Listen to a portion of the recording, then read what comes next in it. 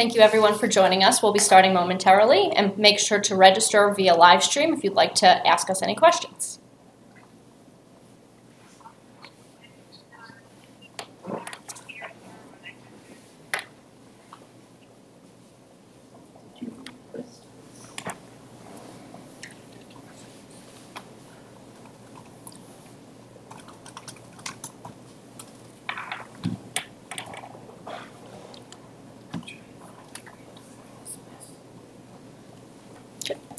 All right, thank you everyone for joining us. My name is Lauren Katz, and I'm Hadassah's Policy Associate in the Praise Division, which stands for Programming, Advocacy, Zionism, and Education. And I want to thank everyone for joining us, those of you who are joining online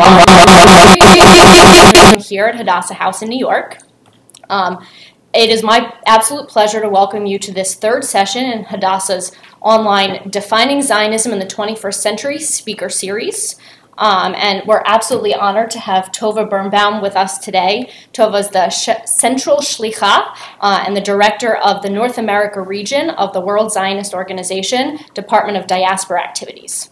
So if there's anyone who's joining us who hasn't joined our series before, let me explain that Hadassah's Defining Zionism series was developed to create a welcoming opportunity for everyone to explore Zionism through a variety of perspectives. And as we heard through the last two opportunities of our series, there are many different definitions of Zionism, and we don't all agree. But the goal of our program is really to create a safe space so that we can have these open conversations and really explore these different perspectives of Zionism in a respectful and constructive way. So we do ask that you listen and be respectful during this conversation, both in your commenting and questions today, as well as when you continue that conversation, both in your local community as well as online. And as a reminder, we do encourage you to ask questions of our presenter, Tova. For those in the room, we encourage you to please use the index cards that have been placed on your chairs. When you've completed those questions, you can pass them forward, and we will ask them of Tova. And for those of you, many of you around the country, joining us online, as an additional reminder, please register through live stream. And once you register, there will be a chat box on the side of your screen, and this will allow you to ask questions so that they can be recorded and passed forward so that we can ask them of our presenter. So we're so pleased to have Tova with us today, and she'll be talking about perspectives on the Zionism and the next generation, or our generation, and what that really means for the future of the Zionist movement. In addition to Tova's role as the director of the Department of Diaspora Activities, she's also the director of the WZO Amenu Voices Fellowship, which is an educational and leadership training program for Jewish young adults, which is an opportunity for respectful, provocative, open discussion about Israel, social justice, and Zionism in the 21st century. So I have had the privilege, I was an inaugural member of the first class of Voices Fellows here in New York, and I've had the privilege to work with and learn from Tova over the last several months. Additionally, Tova is one of the founders of the secular yeshiva at the Bina Center for Jewish Identity, Hebrew Culture, and Social Justice in Tel Aviv. Tova is a teacher of Talmudic, rabbinic literature, and a Judaic studies lecturer and a theater midrash workshop facilitator. She is passionate about Judaism as culture and has been teaching at many pluralistic Judaic studies institutions in Israel. Tova is also a cultural Jewish ceremonies officiant.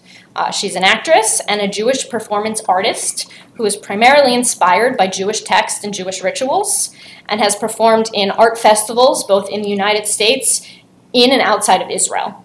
Tova holds a BA in psychology and Jewish philosophy from the Hebrew University in Jerusalem and an MA in theater from Tel Aviv University. She currently lives in New York with her husband, Yishai.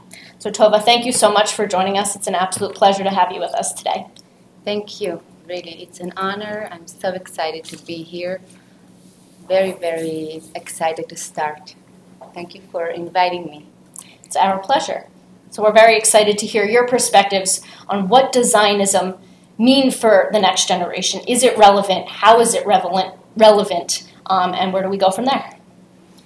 So Lauren, these are very, very important questions. And first of all, the fact that they are asked, we cannot take that for granted. Those questions are asked now more and more. I see that as a shlicha, and it's very important. I'll start by explaining who am I. So a shlicha is basically, I'm a representative or an emissary of the State of Israel. I work for the World Zionist Organization, for the Department for Diaspora Activities. Tonight, I'm not going to be the voice of WZO. Tonight, I'm going to speak as Tova. But something that is very, very, you can see that very easily, the Department for Diaspora Activities we put a mission in front of us in the last 3 years with our head of department, Gusti Yoshua Braverman, to actually try to provide opportunities for an open, safe discussion about Israel, and it sounds a bit presumptuous, to reshape the discourse about Israel. So I'm coming from the Jewish renewal and social change world in Israel, from the secular yeshiva. So naturally, I was part of the whole change that the department decided to do. We cannot really start talking about Zionism before really talking about the pressing reality.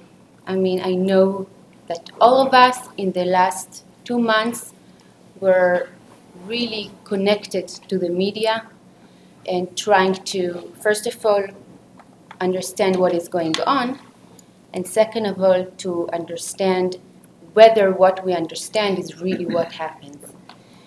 A lot of questions, a lot of concerns, and a very, very, very heavy situation.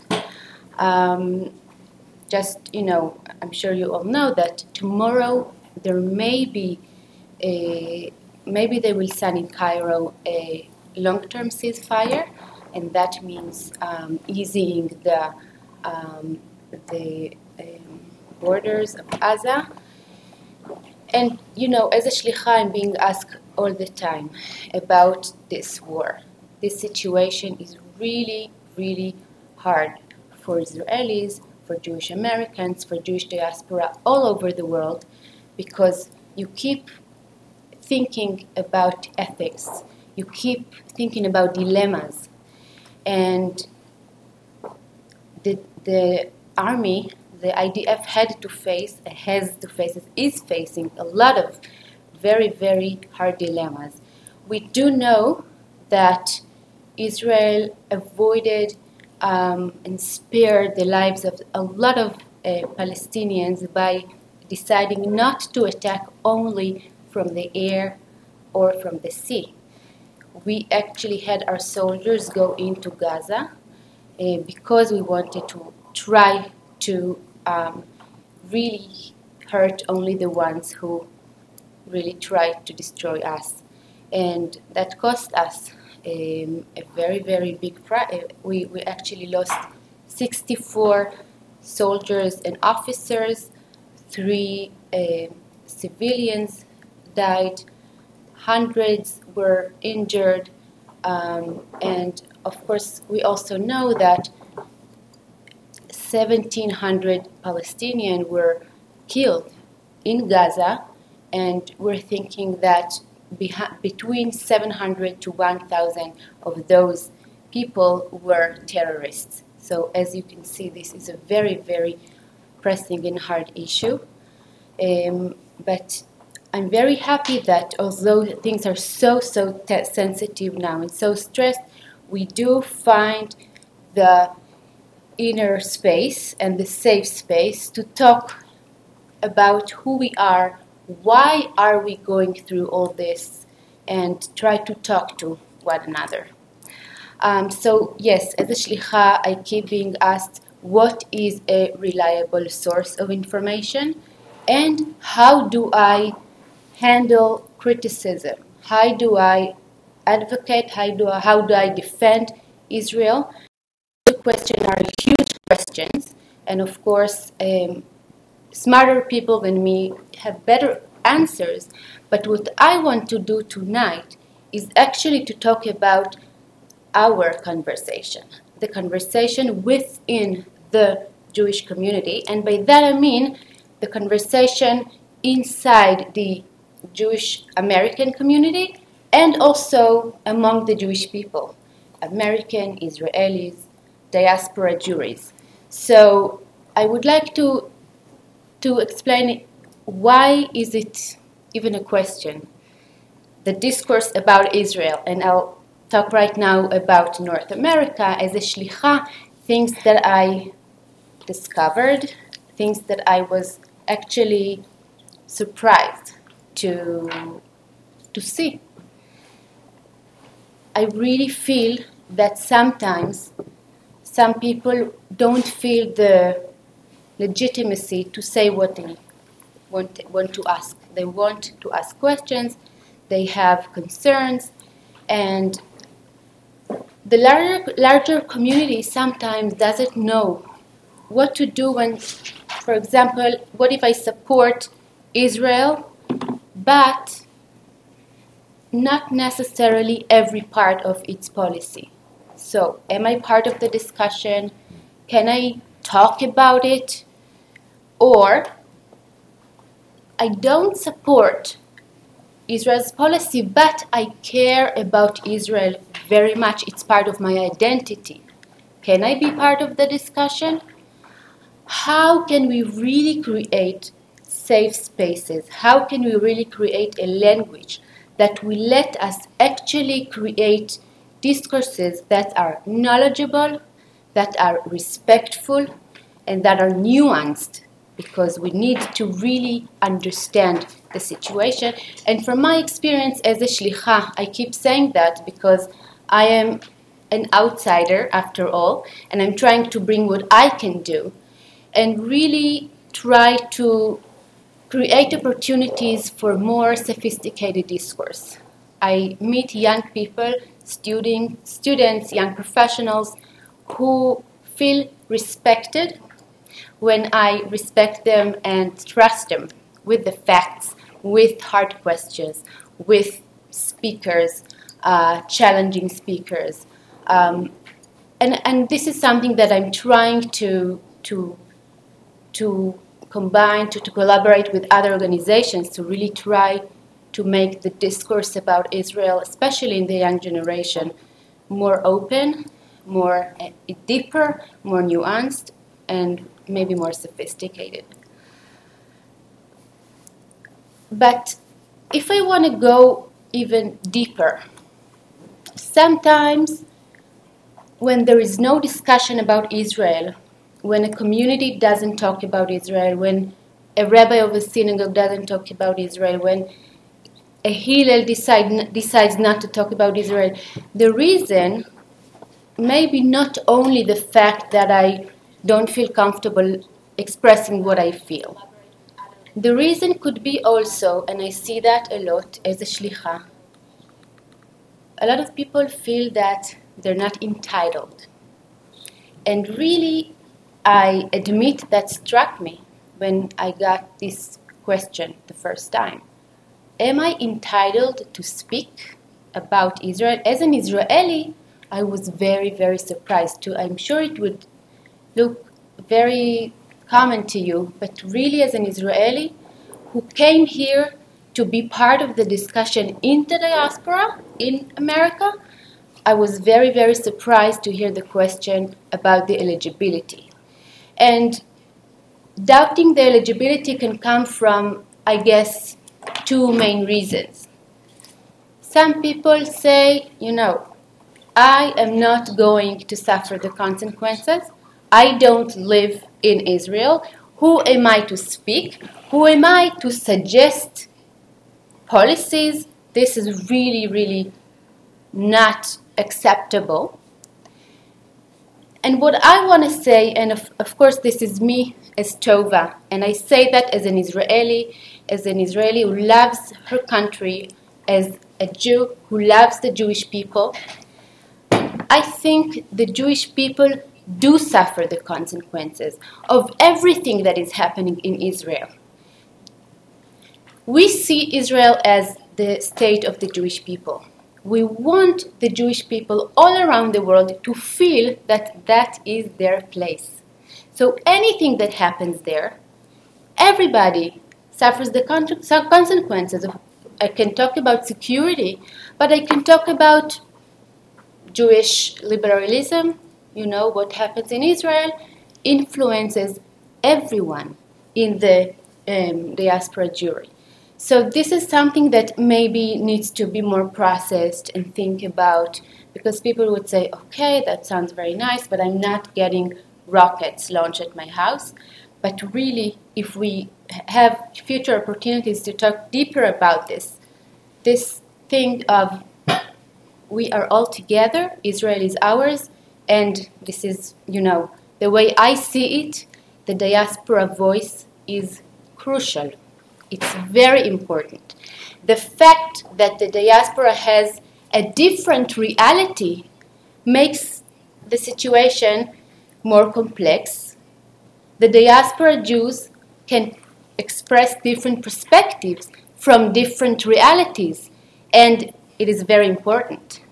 I don't mean by that the voice of the diaspora activity should be executed right away, but it has to be part of the discourse. It cannot not influence the discussion about what's going on in Israel, and the more I talk to Jewish Americans, I believe in that more and more. So I don't suffer the consequences. That could be one reason for people to try to avoid discussions about Israel. But I also hear all the time, I don't know enough. You know, my grandparents actually lived through those events of Zionut, of starting a Jewish state. My parents, they know about all the wars. I am young. I don't know enough. I will never know enough. And who am I to speak? This I hear a lot from American students. And, you know, as an Israeli, that surprised me too. Because this is very, very stereotypic. But when Israeli knows one detail about something, he would speak about it endlessly. He won't stop talking about it. But sometimes I feel that Americans, if they don't know the whole thing perfectly, they don't let themselves speak. And this goes even further. I think we can see that in many examples. But I will go to an example that is really, really part of me. As I told you, I am part of the Jewish Renewal community in Israel. I grew up very, very religious. I grew up learning Torah, but only part of it. I realized in a very, very old age, 25, it is old, what a pleasure it is to learn Talmud, and so on and so forth, talking about Zionist thinkers and so on. It was a whole treasure of culture, Jewish Israeli culture that I discovered. And this is one example for me as a woman in a very traditional community. But we know that if we talk generally about women in the world, women being deprived of knowledge, women not getting education, thus women cannot have a voice.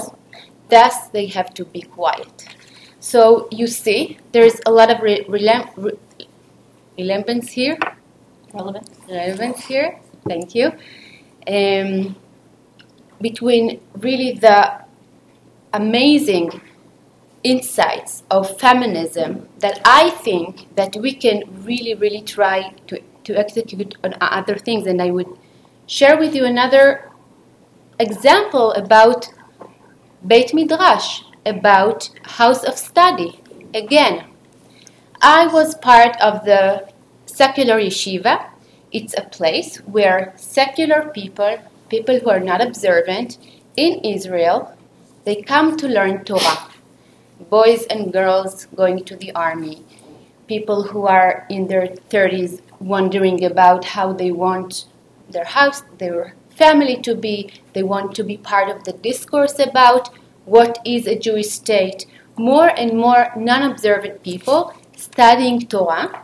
And I'm sure to you guys, it doesn't sound so special, but you know, because it is so divided in Israel between observance and non-observance opening Talmud and studying, enjoying it, and feeling that it is relevant for them, this is a big deal, because now they're part of the discourse about what is a Jewish state, how should a Jewish state have different ceremonies like chuppah, like brit milah, and so on. I'm mentioning this because it's the same thing as I mentioned about women. There is, and I grew up like that, there is this thing that is just a common knowledge that there is a hierarchy in the Jewish text. If you didn't study Torah, Mishnah, Talmud, Halacha, if you didn't study all that and in that order, you cannot open a more recent book like from the Geonim, from the 13th century, and learn. If you don't know the Torah very, very well, you don't even go to synagogue to hear parasha, how can you open a Talmud? Everything in the Talmud is based on the Torah. This is how I grew up. So if you didn't start from the beginning, from age of 3, through the process, you're done. You don't have a chance to be part of the discourse. And that is something that I want to really try to offer you, to suggest. Same thing about eligibility to talk about Israel. Same thing about women having voice. Same thing about any person starting to study Torah. We need to try to detach the connection that is, of course, the most logical connection between knowledge and the right to speak. If we question that, we could go along with this, but it's just a thought that I'm throwing out there. If we try to disconnect the obvious connection between knowledge and having a voice, if we really challenge it, we can go to very beautiful places. For example, when I teach Torah, and I teach Torah people who never opened a Jewish text, and we learn Talmud, the beautiful things that are said in class, of course there must be a person who is knowledgeable, who can lead the conversation, who can correct things that are not right, who can bring the facts. But so many, it's called in Hebrew, chidushei Torah, new things that are discovered in the Torah are because of those people who just look at the text in fresh eyes. And this is beautiful. This is really, really important. So, yes, looking at Israel from a distance and not really suffering the consequences, or not knowing every detail in the history, or not living the history of Israel, why don't we let those young people express themselves? What are we afraid of? What new and creative and different perspectives can we get from that generation? We can start educating the generation about Israel and then let them speak, but it's not going to happen because we need to take them back before they just disappear, unfortunately. So this is something that I really wanted to stress, and please give some thought to it, and if you want, you can ask questions about it. We talked a lot about eligibility, and I also want to relate to another part of discourse between the young Jewish American generation and the young Israeli generation. I think there is such potential. I think we should address that opportunity in so many ways. I want to share a few details, a few things that really have happened in the past few years. I would say a revolution that happened in the younger generation in Israel. Something very, very dramatic changed Israel completely in one moment when Prime Minister Yitzhak Rabin was murdered. It changed Israel completely in many, many, many ways. The secular yeshiva was founded after that, a few months after that, and a lot of organizations that really trying to have people talk. Why? Because a lot of non-observant people said, if that person opened a halachic book, if that person consulted with a rabbi, and that is the concept, that is what he decided to do, that is what he thought, that is what Judaism tells him to do. If that's Judaism, I don't want anything to do with Judaism. I was 18 at that time, and I felt this break in Israeli society. So that's about Judaism, about liberalism, about denominations. But when I'm talking about the young generation, in the last few years, we really can see in our eyes something is changing. Not long ago, it was 3 years ago, summer of 2011, there was a huge social protest. It started in Tel Aviv and then was actually everywhere in Israel and also outside of Israel. I'm not going to elaborate on that, but I'm going to say that that summer, the circumstances really became ready when that happened, 2011. But since then, Israel is different. You know, some of the people are very disappointed. They think nothing really changed. But it has changed tremendously, dramatically.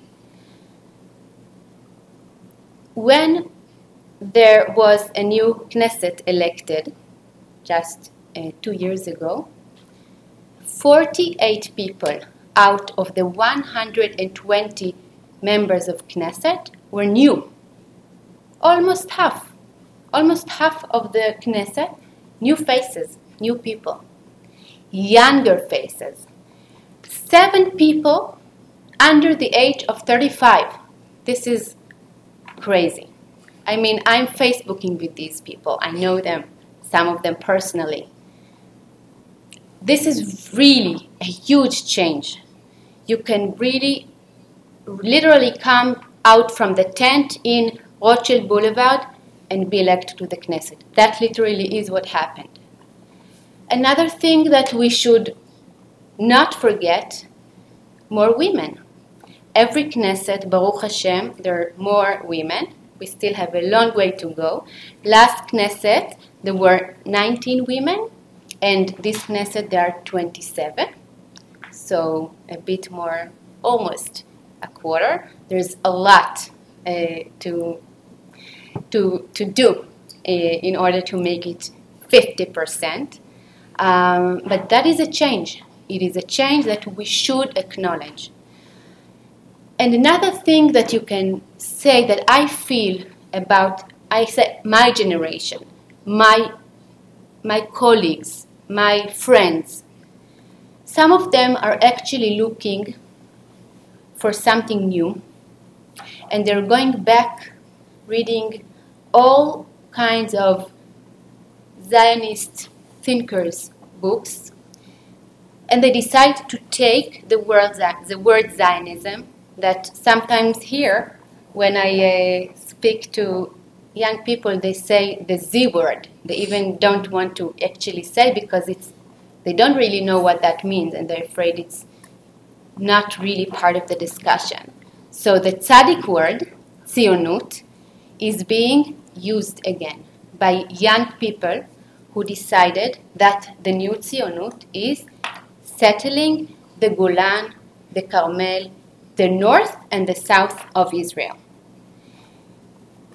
You know, we know a lot of phases in the reality of Israel that the ideology was aimed into a very specific place. Those young people, they take the old terms, Zionism, Zionut, pioneering, they call themselves pioneers. Hagshama, which is a very Hebrew word, but it's realization, making something real. All these words are really, really old words, but my generation, it's not all of it, it's a very small part of it, but it's really, really, really starting to make a difference to find out what is Zionism. What is Zionism in the 21st century? Not only think about it and talk about it, also to do it. And there are beautiful, amazing places where Israelis, Arabs, Druze, everybody lives together, everybody's trying to understand what is the Jewish state. What do we want to do here? And why are we here?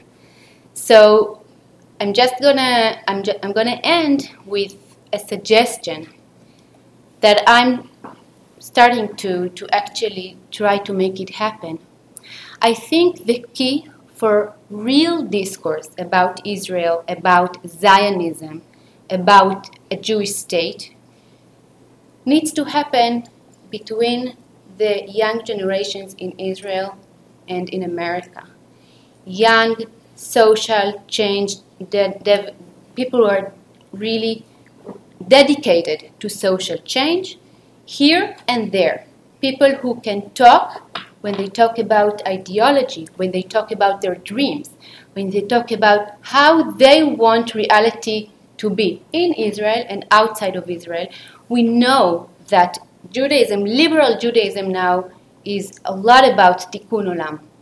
So that could be a wonderful key to really have young activists, young social activists here and there meet and talk. Because all the organizations that I know in Israel, some of them could use the help. And some of them could use a lot of knowledge. And some of them really want the diaspora voice.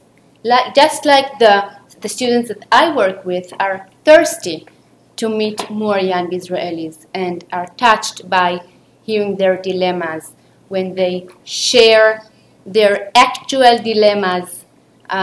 We hosted a young person who made Aliyah, and here he met with our Voices group, and he genuinely shared his doubts.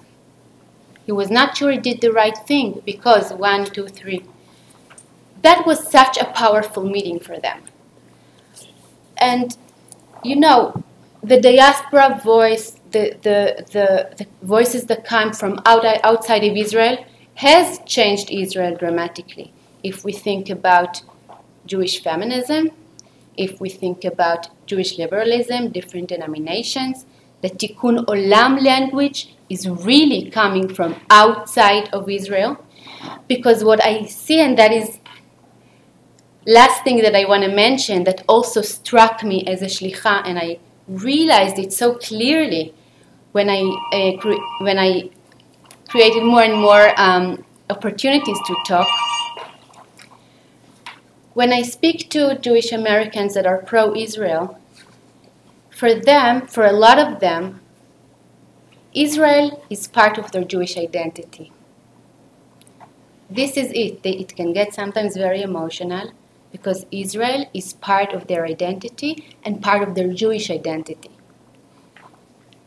This is a generalization, but most Israelis, I wish I was wrong, they don't really connect Israel with Jewish identity. Because Israel is a secular thing, starting a country, starting a state, going to the army, taking care of agriculture, it's secular stuff.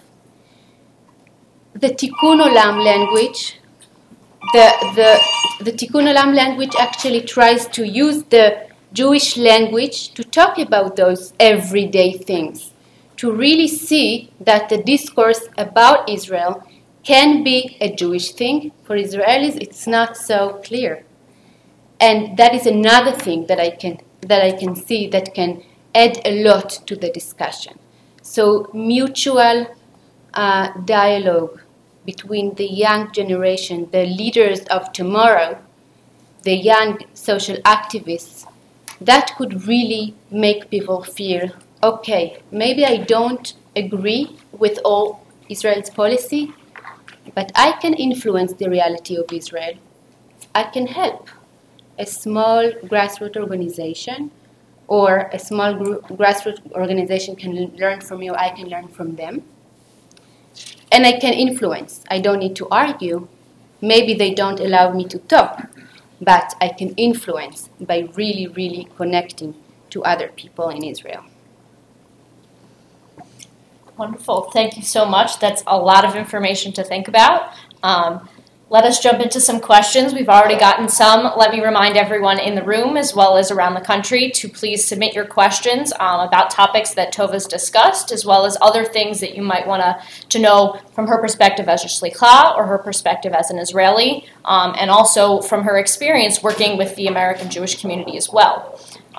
So, Tova, one concern that you had alluded to was the issue that especially right now during the time of crisis, that there's a lot of concern that maybe even if we have doubts about Israel, that it's not appropriate to speak up, as well as it can be difficult. I know from my perspective that I have been put in several situations where I was asked what I thought about Israel's policies, and I felt like it was necessary to explain what Israel was doing and why it was necessary to take the actions it has taken. Can we be effective advocates for Israel if we have disagreements? One viewer also wanted to question specifically, with everything going on with anti-Semitism and the connections between anti-Zionism and anti-Semitism in Europe as well as around the world, should we be concerned that it's necessary to show support for Israel, and how do we tread that balance? So I'm going to start with the end, and I'm going to start from my perspective as an Israeli working with young Jewish Americans. I'm going to start with the end, that if the answer is we need to support no matter what, maybe that answer is a good answer, but the young generation are out of the door already. If that's the answer, maybe it is. So we live in a very, very unfortunate time that the next generation don't really want that. They don't really want this very, very definite front. We all support Israel no matter what. So I'm starting from there. And then, I'm just suggesting really points on food for thought. How can we actually support Israel? I'm saying we, but I'm relating to the Jewish American community. How can we support Israel but still create a nuanced and intelligent and liberal discussion? And if those things contradict, then we have to go even deeper. So those simple answers, Israel is in war now, there's no way you can say anything to jeopardize its survival. There is definitely, it's very different talking to other communities, talking outside of the Jewish or Israeli community. Inside the Jewish and Israeli community, the discourse must change, and also really help the young people really face the allegations and the really, really hard things that they have to face, not only by the advocacy level, but also by real knowledge, real relation to the content. Because sometimes I feel that unfortunately we don't see the difference between Israel advocacy and Israel education. It's very different, and we sometimes forget. And first, people who really know what to say, but they're asked another question and they know nothing, this is really dangerous. So I know that my answer is just, inviting people to think about it a bit more, but I am suggesting that there must be other answers. And one viewer actually commented that as we do these conversations, it's really necessary to branch out into smaller types of communities who don't always have the opportunities to have these more nuanced conversations, especially in areas that have a very small Jewish community, and the conversation can often be very, very focused and not have the opportunity to expand. And I do want to share specifically that is part of why Hadassah is doing the Defining Zionism program online, and why it's captioned so that it's available to all communities and all constituencies. So that's really the goal of our program, and we thank your views as well, and that validates what we're trying to do. And I also want to suggest what we do, the WZO. We create groups that are called safe space. It's double meaning because in Israel, when there is a red alert, everybody runs to the safe space, merchav mugan, but we create a safe space. And that is really exactly what you described, groups of people who sometimes don't really have opportunities to speak, to talk, to exchange ideas about Israel. So I suggest all of you to create safe spaces. I am very, very happy to help with techniques, to help with content, to help with how to actually really make those conversations relevant and sophisticated enough.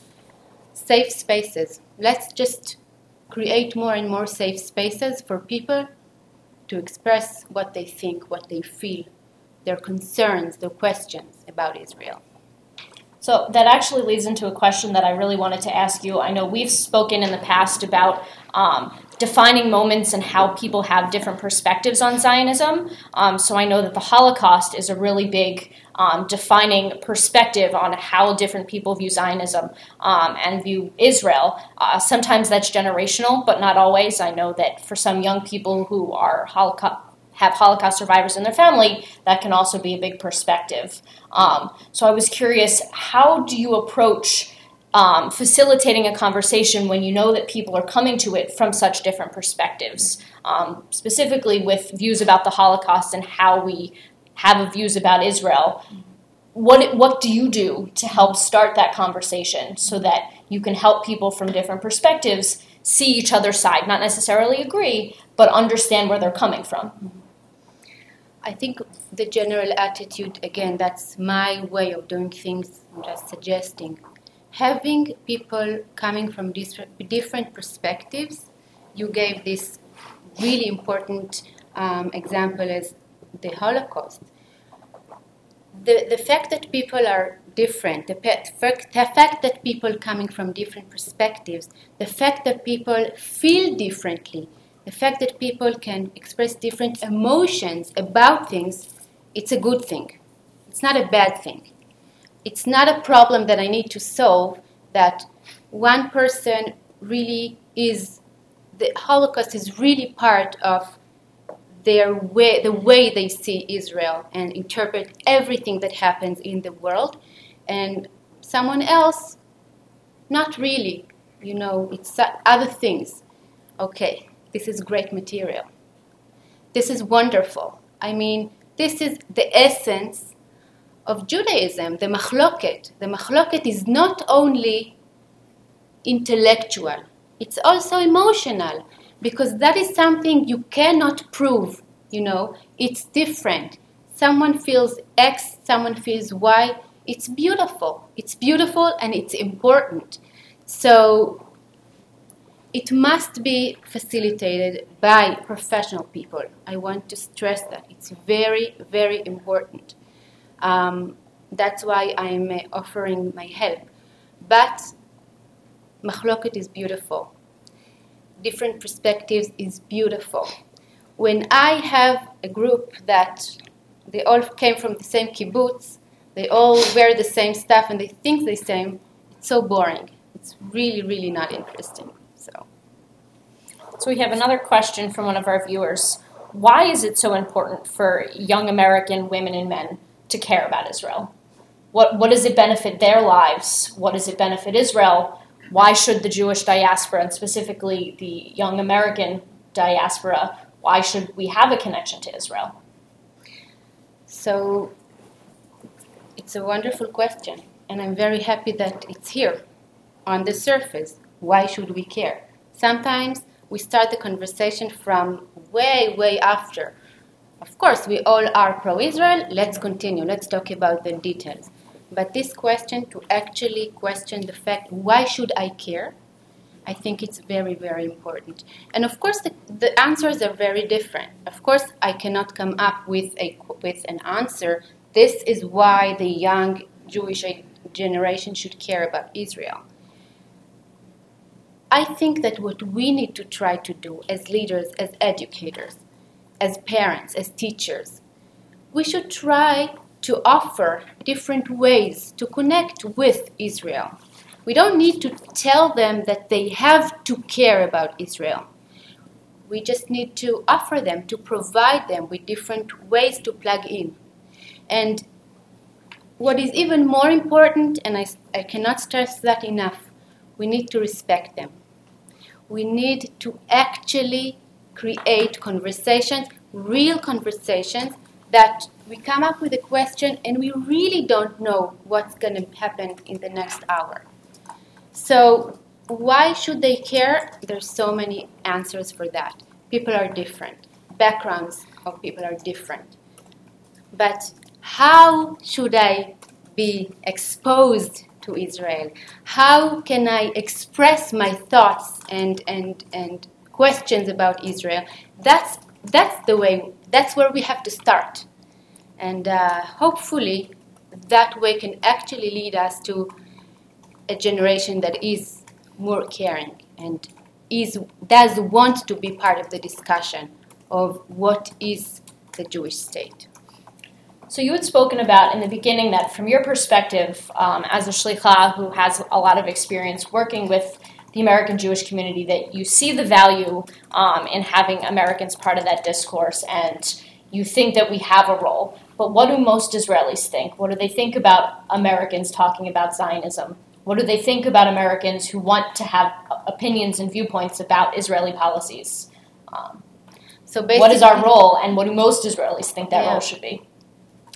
So your assumption is that my view is not the view of most Israelis, that I think it's crucial and we cannot handle anything without the voice of the diaspora. What Israelis think about the eligibility or entitledness of the diaspora to express their opinions and suggestions, it's really, really a question that I don't think I can answer it right now, and I think it's fascinating. But sometimes you just need to do something instead of asking whether it's okay. Just make it happen.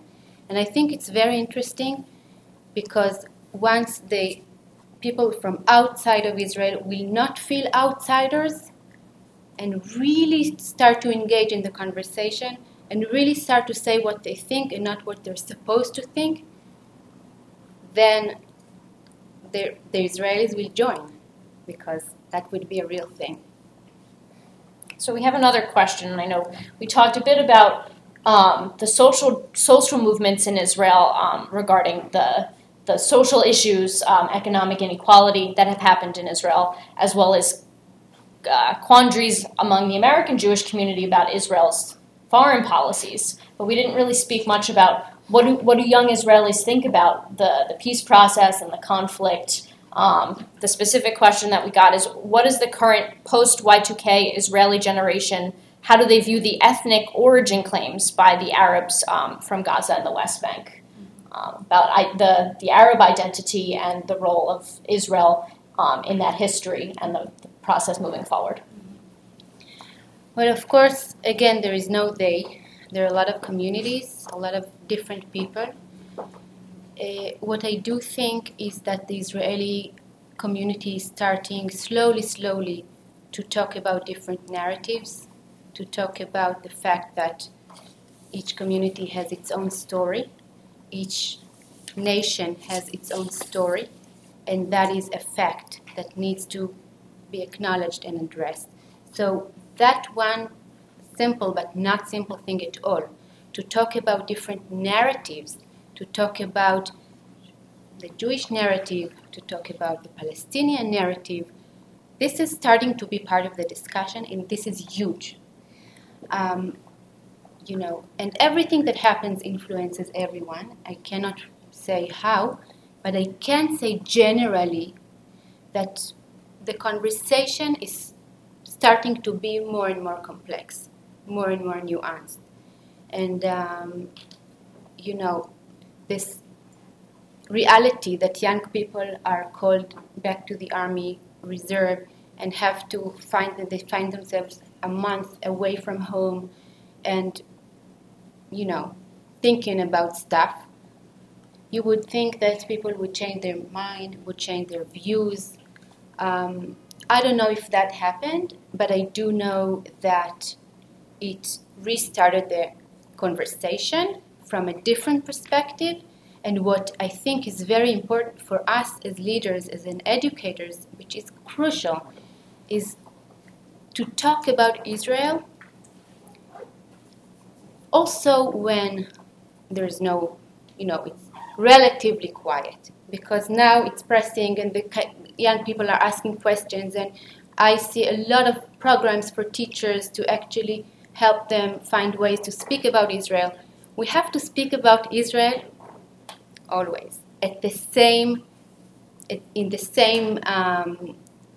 excitement, in the same understanding of how important it is, and everything that happens should be part of the discussion, not to be an interferer. So we have a question. Why does Israel need our help right now? And how best can we help them? And from your perspective, are there specific ways that Hadassah can show its support, both our members as an organization, to support Israel moving forward? So, of course, there's so many ways, but I want to share with you an experience that I've had a few years ago. I came to visit a friend of mine who had a baby, and in the bed next to her. At our hospital? Of course. Okay. It was in Hadassah Har HaTzofim. It was close to university, so it was very convenient. And this is you don't need to speak. This is reality. She was there with her little baby, and in the bed next to her there was a Palestinian woman with her baby. And it could be such a simple and not important situation. For me, it was huge. I really looked at it and thought, okay, this is real life. People in the real life, patients, doctors, nurses, they work together. I see that in Hadassah Har HaTzofim, Hadassah and Karem. I know this is really, really a significant part of Hadassah hospitals.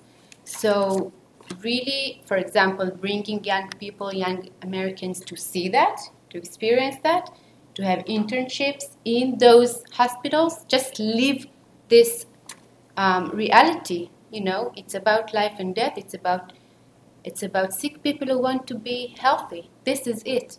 And it doesn't matter who they are and where they come from and what their story is. So this is just one example that crossed my mind, but of course, so many others. No, it's a wonderful example, and that's absolutely what Hadassah sees as our role, both in Israel as well as part of that conversation in the United States, because we can show our examples of Hadassah is that bridge to peace in the Middle East, and we have those real-world examples that supporting Israel and supporting Hadassah is a direct lead to achieving peace in the Middle East and understanding the real-life nature of what that real life situation in Israel is, how people really live, how they communicate, And it's a great opportunity for Hadassah to really share that with young people. And we think that it's a great engagement opportunity. Obviously, we encourage those who aren't familiar with Hadassah to learn more about us, as well as Hadassah members and leaders around the country, that it's a great opportunity for you to really reach out to a young community who wants to understand more about how life in Israel really is and how the different populations interact day to day. Okay.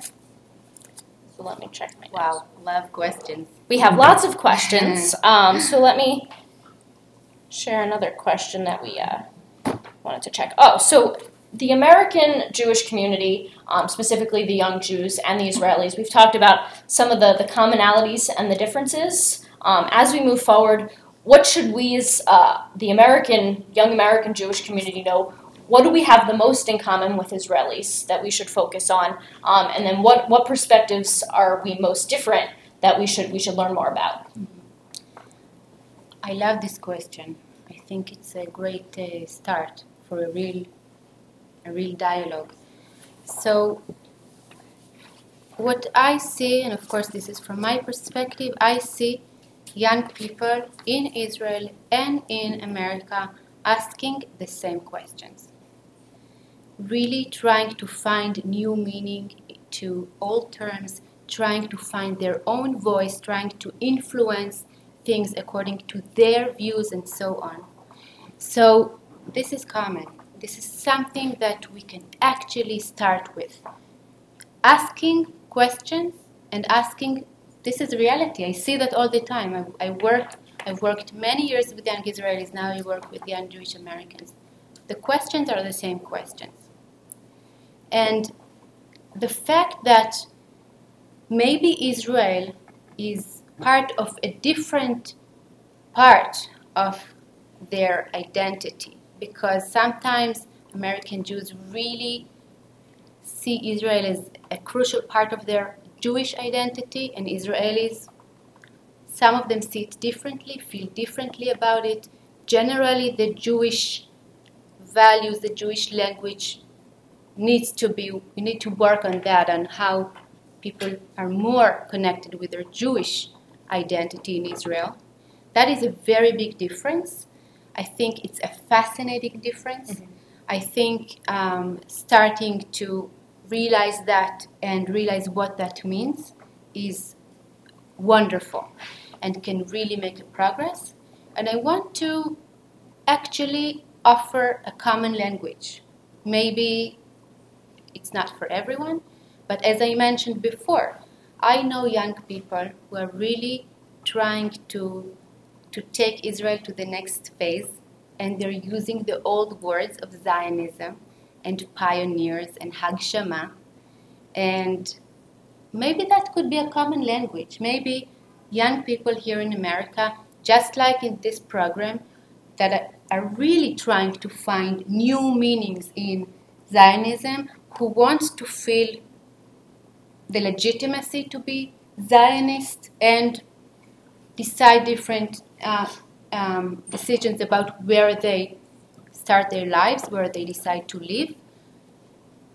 Trying to define Zionism again together, trying to go to those old beautiful words and ask whether they're relevant to us, whether they connect with the questions that we ask. Maybe that could be a start. I think that's a great idea. So we have one final question before we wrap up and keep it brief, but I think it'll be a great question. It's how can we encourage more young American Jews to visit Israel? We've all heard about the successes of Birthright, and I think that's something that everyone is trying to figure out. How can we translate that into engagement once young American Jews come back from Israel? But what do you think is the best way to encourage young American Jews to take any opportunity to go visit Israel, and then to translate that into engagement in the Jewish community moving forward? I think the most important part is what you said in the last few words. What happens after that visit? Visiting Israel is important. It's a very, very significant experience. It's everything. But what does it mean? And I think that's where we should focus. We should make sure that those visits are meaningful. that those visits really can help them plug in, that those visits really will stay with them and influence their views, their lives in the future. So that is where we need to start. And I know there's so many different programs and different ways to really bring young people to Israel. But just focus on the purpose. Focus on what is exactly the experience that the young person is experiencing and what is he or she is going to take with him or her after. And I can give a very simple example. Hebrew, but I mean Tel Aviv Hebrew. I mean, מה נשמע סבבה, or אני רוצה בירה, I want a beer. They don't say, can I have? It's, I want a beer. No, that's very stereotypical. But Hebrew could be a wonderful way for people to stay connected, to really try to make an effort to maintain the Hebrew that they've picked up, if it's in 10-day trip, 5 months or 10 months programs. This is something that I hear all the time. Hebrew could be a really, really great tool to make people more active about their experience in Israel. We at the World Zionist Organization launched a year ago a program called Tachles. Tachles. It's a very, very Tachlis means concrete. It's exactly the tactical tools, correct? Just straight to the point. What is very interesting about this program is we don't teach grammar at all. We only teach verbs, we teach nouns, we teach adjectives. We really don't care if when it's a person that is just starting to learn Hebrew, person who picked up a few words and wants to continue. We don't care about pa'al, nif'al, if'il, uf'al, itpa'el. We really don't want to make them, the misery of really trying to remember all those different. It's about connecting them to the. It's about just to the issues and to the words, vocabulary. You can say an entire sentence. It will have no meaning grammatically, but the essence is there. So the person that you're talking to knows what you mean, although it's not grammatically, it's not correct grammatically. So that's Tachles, and we're thrilled because it's very successful.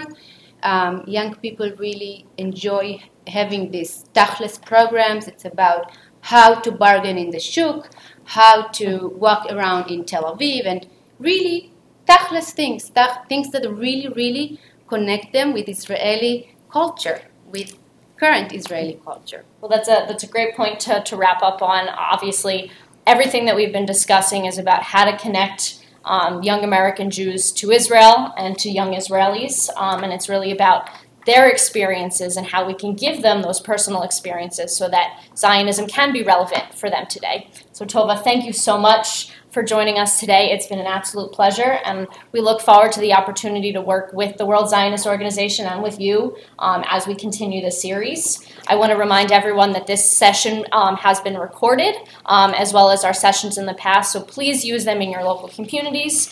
Please continue the conversation. On our website, the conversation is at www.hadassah.org/Zionism and please remember that on Twitter, we're using the hashtag Defining Zionism. We had a very exciting tweet chat this afternoon with Tova. If you're active on Twitter and didn't join us, please take a look at the tweets that we had and continue that conversation. And we want to remind you, if you haven't done so already, to please register for the entire Defining Zionism series. And our next presentation will be Monday, September 8th, and that's featuring Sari Singer. She's the founder and director of Strength to Strength. It's a nonprofit that brings together victims of terror, and she'll be speaking about practical Zionism and her experience of what surviving terror has taught her.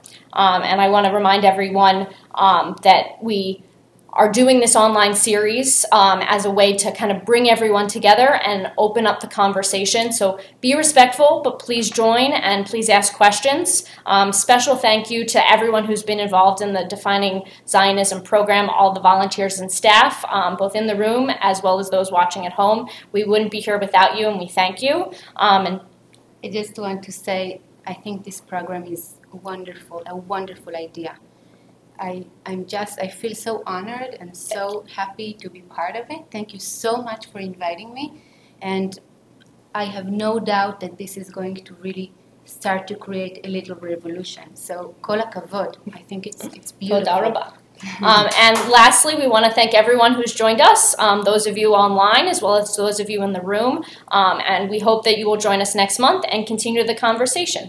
Thank you so much. Shalom and Laila Tov. Laila Tov.